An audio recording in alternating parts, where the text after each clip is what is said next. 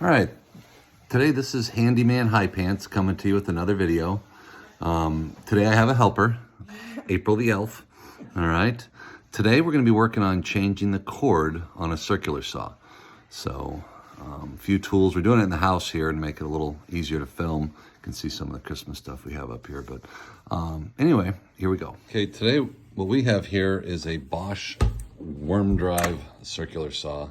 Anybody who knows anything about saws can tell this is a fairly old saw. It is a worm drive, so the blade's on the left side of the handle there, but it doesn't really matter for this.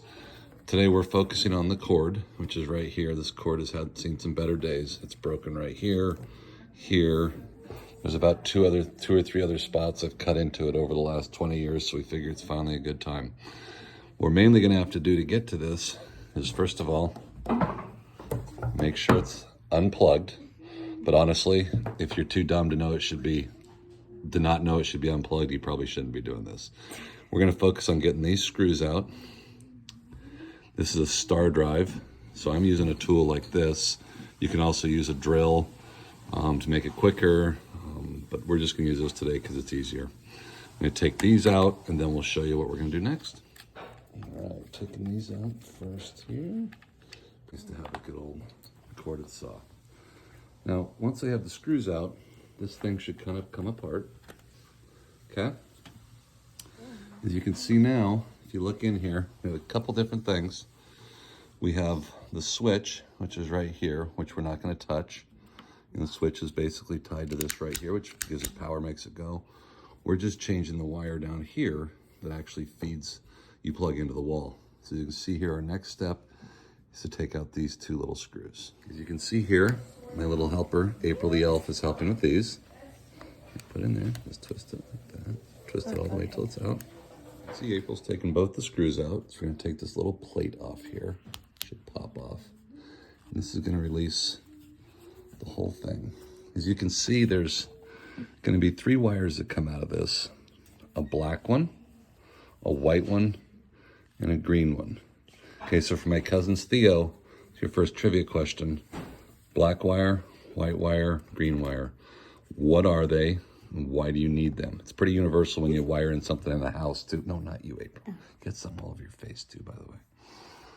But anyway.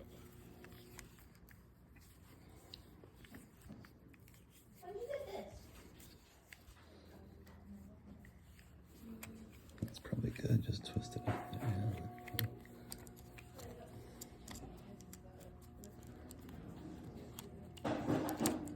Longer screw, pull that out, get the white one out. Gotten all 3 wires out now. The hot, neutral, the ground. Go back into here. So we got the 3 screws we're gonna put off to the side. So April, why don't you take out the new cord? Here, pull.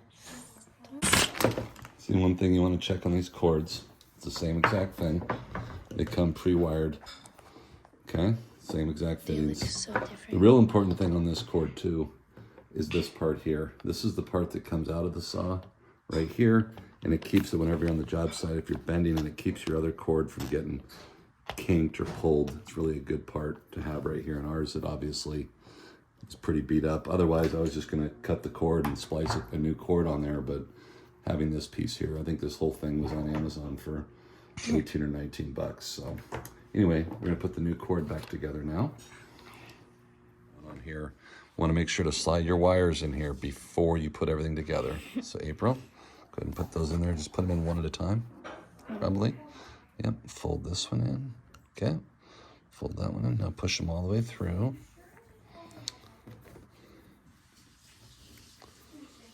Okay, now pull those through, April, and slide that. There you go. All right, now we'll put these together. April the elf here is finishing tightening up these screws. Doing the white wire right now. One thing we discovered is the black and white wires are one size, a little bit smaller. The ground wire's a little bit bigger, of a different head on there. You really had to push that ground wire down in there when you put this one on. So as soon as we wrap these up, we'll route these wires and we'll button it back up. Okay, we're just taking a little break from the saw, Handyman HighPants and April the elf. Some of you guys who've been following us for a while probably recognize this area as where we killed some bees some wasps earlier in the summer. But anyway, smoking some ribs today. So April the elf is gonna spray them with a little bit of apple juice. Go ahead, Apes. Get up a little closer there. I'm gonna keep them moist. There you go. Okay, that'll do it. All right, just thought we'd give you guys a little clip there of what we're doing today. So next, we're gonna wanna get this clamp put on there. So we've got our sleeve slid back. We're gonna push this in here like so. You kind of just have to move the wires around as you go. Have April film this part. So we wanna put this right there. We wanna have the rubber part, as you can see, the black shield of the cord there. And if you notice on this clamp here, there's a little, basically an indent right there. You want to have that facing down. The pressure on that down on the cord keeps it from whenever you're pulling out of the saw or pulling on the cord, it keeps the cord from coming out. So you want that pressure pinching down on the cord. Okay, as you can see, we have the clamp back on here now. I've got both of these screws really tight. You want to make sure those are tight because you see how the cord is pinched right there. That's what's keeping the wire, if you're pulling on the job site, which does happen all the time, you don't want it to pull out. So next you want to slide this little protector up in here and push it down in those grooves there. Okay. Next part is getting these wires in here, like so. And then